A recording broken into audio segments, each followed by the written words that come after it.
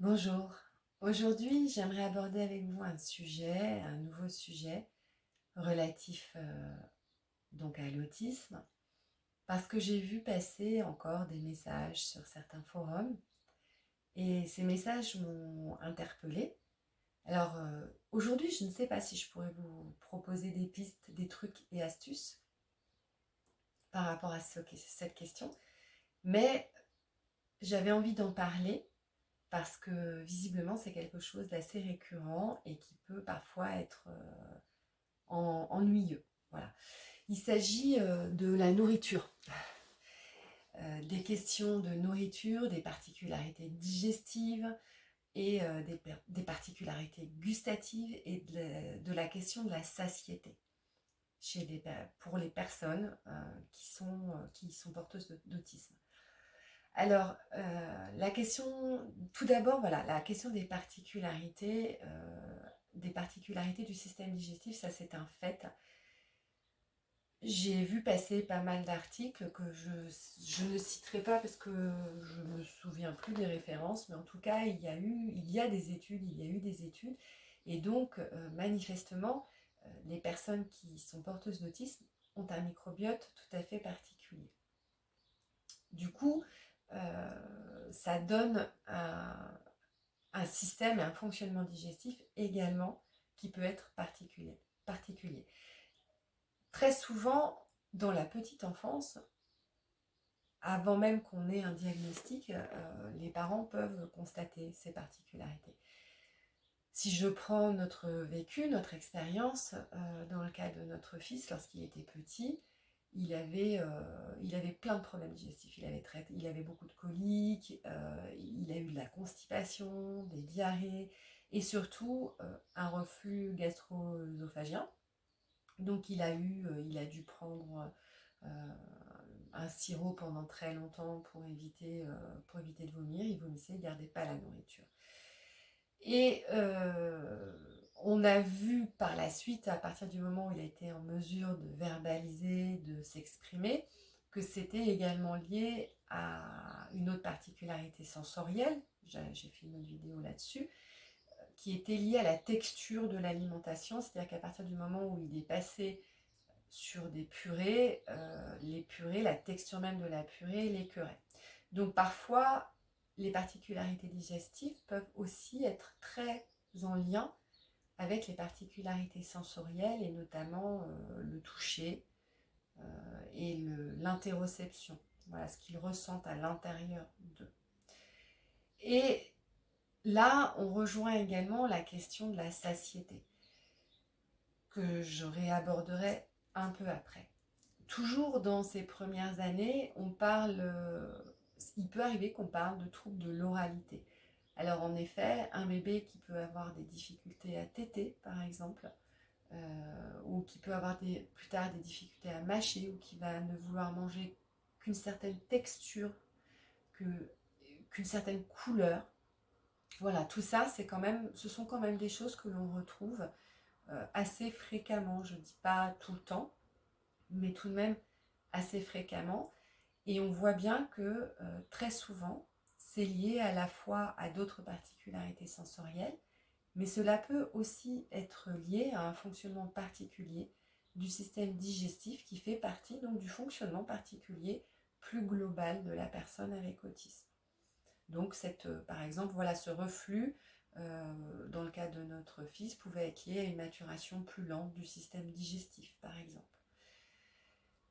Sachant bien sûr que chaque cas est tout à fait particulier. Pour des personnes plus âgées, plus grandes, voilà, des personnes comme Joseph Chovanec ils ont écrit un livre de cuisine notamment.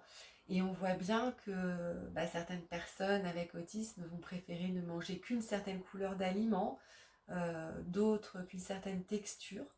Donc voilà, c'est vraiment quelque chose de particulier. Et autre chose, il y a la question de la satiété. La satiété, voilà, là je l'aborde, est liée également, je pense, à une question d'interoception, c'est-à-dire que je me rends compte en côtoyant mon grand-fils au quotidien, et puis pour peut-être moi le vivre aussi, c'est qu'il y a une forme particulière de sensibilité, une certaine hypersensibilité, une certaine attention, conscience pour certains, du fonctionnement intérieur du corps. C'est-à-dire que la moindre sensation inhabituelle ou particulière va provoquer quelque chose. Voilà. Et qui va pouvoir interagir en fait, avec l'alimentation. Dans certains cas, on va avoir, comme pour les hypersensibilités, des hypos ou des hyper. C'est-à-dire que certaines personnes vont pouvoir être en hypersensibilité, avoir peut-être une hyper satiété, une hyper difficulté à s'alimenter, ne pas sentir quand ils ont faim. Ou à l'inverse, on va avoir une hypo, c'est-à-dire que la personne va manger, manger, manger, et non pas manger mais se remplir, ce qui est un peu le cas de notre grand jeune, et ne pas sentir quand il arrive là, à tel point que ça peut aller jusqu'à j'ai trop mangé, je vais vomir, j'ai pas senti que je suis rassasiée. Et pour en avoir, la question avait été posée par une personne autiste lors d'une des conférences de Joseph Chovanec, qui expliquait très ouvertement, il disait que lui non plus n'avait pas forcément toujours cette sensation de satiété. C'est quelque chose qui est compliqué visiblement, de sentir quand, quand j'en ai trop sur l'estomac, là je ne peux plus manger, ou de sentir quand j'ai faim aussi. Et que du coup, ça peut être problématique, à la fois donc soit pour s'alimenter, soit pour s'arrêter de manger. Nous, notre fils, par exemple, est très gourmand, il est très curieux de nouvelles textures, de nouvelles saveurs, et il va pouvoir très très vite, donc comme je l'ai dit tout à l'heure, manger, manger et ne pas sentir. Alors après, il y a plusieurs choses là-dedans. Nous, comment on l'accompagne, comment on essaye de l'accompagner au mieux pour faire ces expériences. Bon, bah déjà, c'est compliqué, mais le fait qu'il soit malade une ou deux fois, ça n'est pas agréable, bien sûr, mais ça fait partie des expériences à vivre.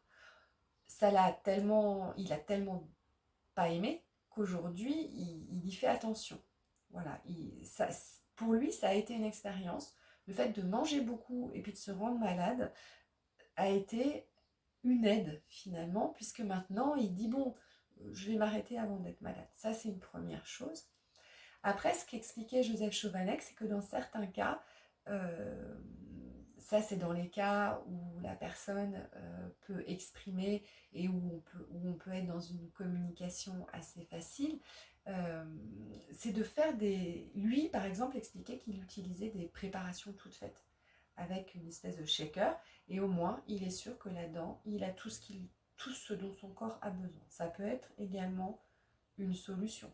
Ou il est possible également de créer une routine, ou dans un shaker ou dans un bento, de pouvoir, donc les bentos sont assez intéressants pour ça, de placer vraiment les aliments nécessaires pour pouvoir également varier. Alors en fonction des particularités et des préférences de la personne, pouvoir mettre, bon, par exemple, si la personne aime bien le orange, bah, mettre des morceaux d'orange, des morceaux de carottes, et puis d'autres aliments qui vont être dans cette déclinaison-là, mais de différentes classes d'aliments pour que la personne puisse avoir la quantité et la variété. Ça peut être aussi une solution, puis ça peut être même assez rigolo. Donc voilà ce que je voulais évoquer aujourd'hui. Ça a été assez rapide, mais c'est aussi pour expliquer que c'est quelque chose de très particulier, de très récurrent, et que donc si votre enfant ou si la personne avec laquelle vous vivez connaît ce genre de particularité, bah voilà, ça fait partie de son être au monde. Je vous souhaite une belle journée.